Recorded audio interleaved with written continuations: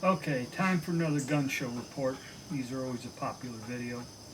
The gun show I went to was down in Fayetteville, North Carolina, which in the past was usually a very good show. The particular promoter that did it used to charge like $8 to get in. Now that's gone up to 10. And when I got there, there were no crowds.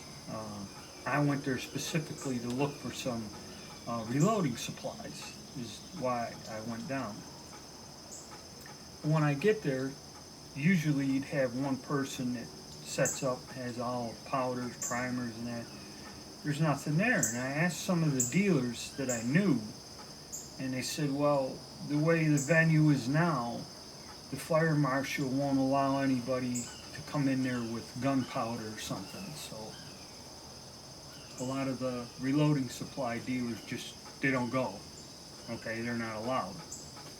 So I went down, was checking it out, and like I said, there were no crowds. There was an increase of the fees of getting in. Um, Not that many people. There were some people trying to sell guns, bringing them in, but not like I've seen at other shows. And also the venue or the dealers, the amount of dealers there was way smaller. And one individual told me, another dealer I knew, that like there's 7 rows less of tables. So it wasn't a good turnout in terms of vendors, and there were an awful lot of tables selling accessories like scopes, web gear, not actually gun dealers. Um, a lot of that stuff, a lot of fundraisers, raffles, things of that nature. So actually, it was like my one buddy said, it's a washout. Okay, there are several guys that will show up to all the shows because, well, it's their livelihood and they're always there. There was a variety of more retail stuff, not so much collectibles, or the old guns. There were a couple dealers there that had like the antique guns, but like he said, it's just getting to where a lot of these fellas dealing in this don't show up to shows because you pay all this money to rent tables, which I think the tables there are $70 a piece, and there's no break. So if you get 3, 4, 5 tables, it's a pretty good layout. And if you're there for the weekend and don't sell anything, that's just hundreds of dollars out the window. But your retail dealers that had all new firearms, some of the larger companies in the area were there, and they still have a good sale. Um, Here on the news recently in North Carolina, going by the federal background checks for purchasing firearms, that's how they kind of count how many guns have been sold. They said in the first 6 months of this year, they had more background checks than they did at the total sales of last year. So what's going on? It's not so much a panic of a ban. Also, it kind of coincides a lot with violent crime. I mean, just in the Greensboro, Winston-Salem area uh, where I live, every day you turn the news on, there's some sort of a shooting.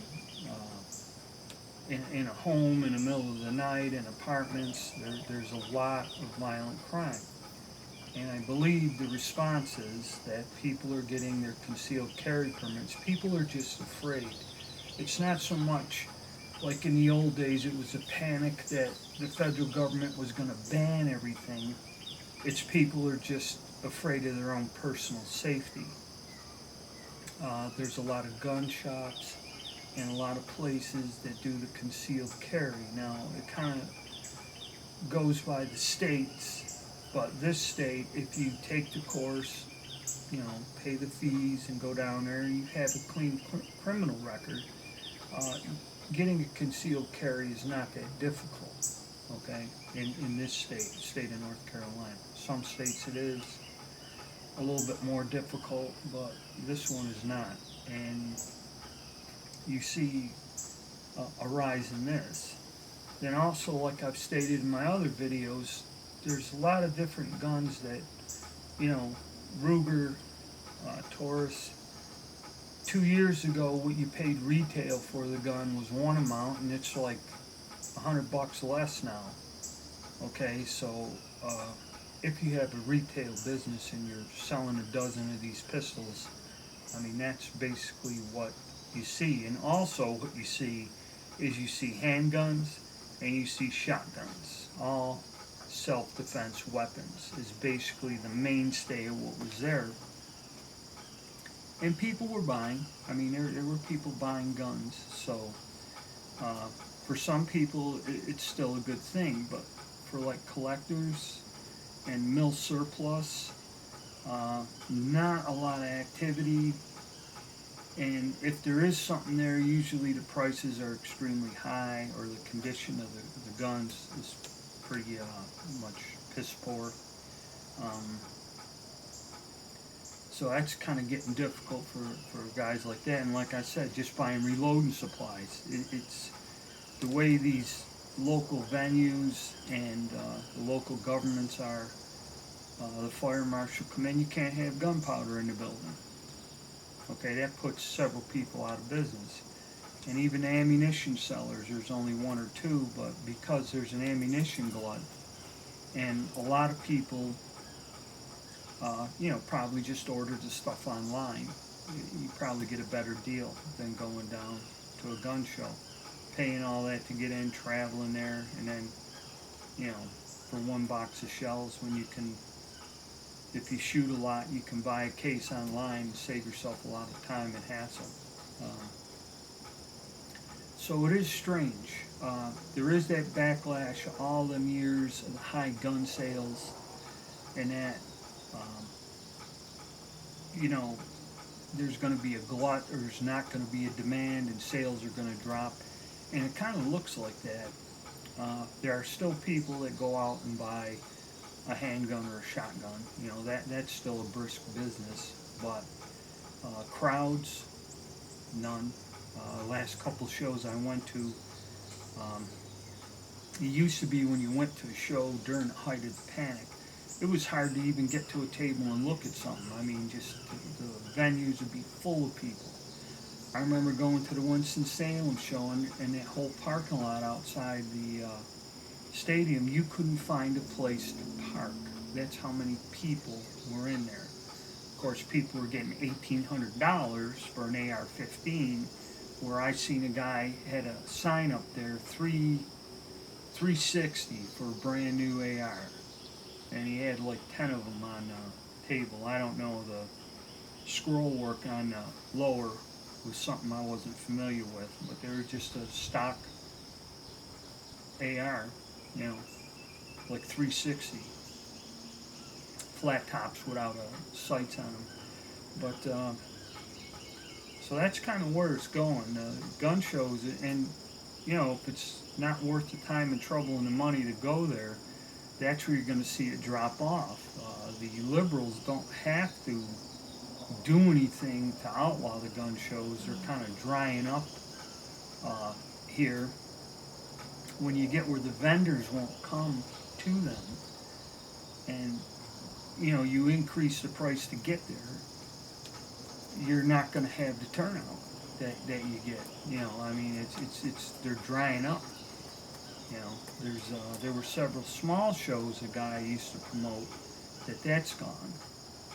Those are always interesting, and I found a lot of little deals there, at these small venues, from the promoters that weren't that large. It was kind of a local thing, but he stopped doing that. And now the mainstays, because this one promoter, he'll do that venue every other month. So, like say 6 times a year or 5 times a year, he will be at the one location, which is pretty standard. There's another gun show in Concord this weekend. I'm not even going to bother to go down there because the last few times I went there, that show also was less vendors, less material. You know, it's a drive. I have to drive a distance to get there. And to go there and there's nothing of interest, you know, it's kind of a waste of time. Unless you just want to go talk to your friends, you know, and spending money and time doing that. So that's the way it is. The panic itself, in terms of the bands, is gone. Um, but according to the state, sales of firearms are up and high. Okay, probably because of the impending collapse of our society and the rise in violent crime. Okay, and most of it, I believe, the violent crime, a lot of these shootings, I believe, are people personal disputes, okay, more than people attacking people or mugging them type of thing. See, the news isn't quite clear on what it is. To me, it's more of a personal grudge, not so much like, say, hey, I'm walking down the street, I'm going to get attacked or shot. That's not kind of what is going on here. So, but it's interesting, and I really don't know. I am going to go to the Greensboro show, so any of you guys local that see this, I will be up there. I probably will keep going because that's where I meet most of my friends and that, and basically I still have some luck, and I do sell a few items there. Not so much the collectibles. Last show I went to, I sold one of the discount rifles, or them budget rifles. I sold one of those, and I sold a lot of odds and ends, gun parts, pieces, things I had lying around. You know, stuff that's under $100. You know, you sell a lot of that. And I clean out the garage and get rid of stuff. And every now and then, you know, there's a couple times I went up there and got a buy. I got that one nice Swedish rifle, which worked out pretty good for me. And that, so you never really know. So it's still kind of good to go to the shows. And if you go there and meet up with people you like, it's still a good reason to go up there. But it's not like it used to be.